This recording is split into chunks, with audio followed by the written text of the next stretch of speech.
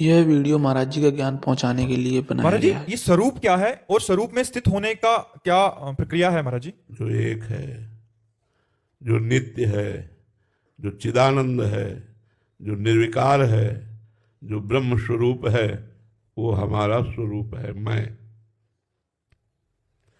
मन बुद्धि चित्त अहंकार, अंतःकरण के अहम के मैं में शुद्ध स्वरूप मैं का मिल जाना, यही बंधन युक्त हो गया। साधना के द्वारा अंतःकरण मलिन जो मैं है, मलिनता, मैं स्त्री, मैं पुरुष, मैं विद्वान, मैं धनवान, मैं कुलवान, मैं के आगे जो भी प्रकृति जन्य लगता है वो मलिन होता है। उस मैं को, मलिनता को दूर करके साधना के द्वारा जब स्थूल से मैं हटा, सूक्ष्म से मैं हटा, कारण से मैं हटा, तो जो शुद्ध मैं है वो ब्रह्म स्वरूप है। ब्रह्मविद ब्रह्मैव भवति, जो ब्रह्म को जान लेता है वो ब्रह्म स्वरूप ही अपने को पाता है, क्योंकि हमारा स्वरूप ब्रह्म में है।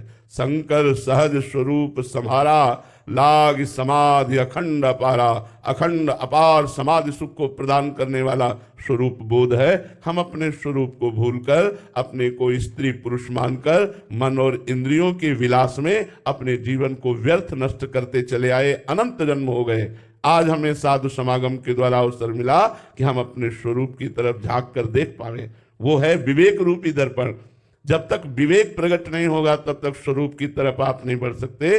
विवेक सत असत का ज्ञान, विवेक लोक परलोक के भोगों से वैराग्य, विवेक इंद्रिय निग्रह, मनोनिग्रह, चित्त का निरंतर परमात्मा में स्थित रखने का प्रयास।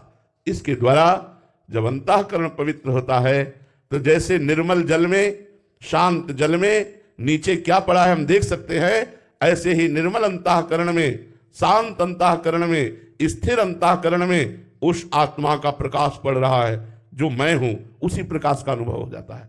साधना अंतःकरण को शम करने की है, साधना अंतःकरण को भगवत स्वरूप बनाने की है। जब तक साधना में नहीं लगोगे तब तक मैं का परिचय नहीं मिलेगा। देखो, कोई 40 वर्ष, कोई 50 वर्ष की आयु वाला है, 3.5 हाथ के शरीर में रह रहा है, लेकिन अपने को नहीं जाना। बड़ा जानकार बनता है, दुनिया की जानकारी इकट्ठा किए है, लेकिन वो अपने को नहीं जान पाया, अपने आप से नहीं मिल पाया, तो क्या जानकारी, क्या जानना हुआ। इसलिए प्यारे, गुरु की शरण में जाकर के शास्त्रों के स्वाध्याय के द्वारा प्राप्त विवेक के द्वारा हम अपने स्वरूप को जानने की चेष्टा करें। बिना गुरु चरणों का आश्रय लिए यह स्वरूप बोध नहीं हो सकता।